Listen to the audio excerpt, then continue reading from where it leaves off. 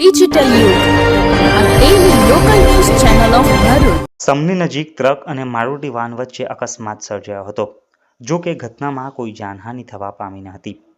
સમગ્ર બનાવ અંગે સૂત્રો થકી પ્રાપ્ત થતી માહિતી મુજબ ભરૂચ જંબુસરને જોડતો નેશનલ હાઈવે નંબર 64 ઉપર સમની ગામ નજીક અકસ્માતનો બનાવ બન્યો હતો. સમની ગામ નજીક આવેલ ઇન્ડિયન ઓઇલ પેટ્રોલ પંપ નજીક ભરૂચથી આમોદ તરફ જતી મારુતિ વેન, જેનો આરટીઓ રજિસ્ટ્રેશન નંબર GJ01RM8297 જે ભરૂચ તરફથી આમોદ તરફ જઈ રહી હતી, તે વેળાએ પાછળથી પૂરપાટ ઝડપે આવી રહેલ ટ્રક નંબર GJ34306069 ના ચાલકે મારુતિ કારને જોરદાર ટક્કર મારતા અકસ્માત સર્જાયો હતો. અકસ્માતને પગલે ઘટના સ્થળે લોકટોળા ઉમટી પડ્યા હતા, જેને લઈ ટ્રાફિક જામના દ્રશ્યો પણ સર્જાયા હતા. અકસ્માત બાદ બંને ચાલકો વચ્ચે શાબ્દિક ઘર્ષણ પણ સર્જાયું હતું. જોકે સદનસીબે અકસ્માતમાં કોઈ જાનહાનિ થવા પામી ન હતી, પરંતુ મારુતિ વેનને પાછળના ભાગે નુકસાન પહોંચ્યું હતું.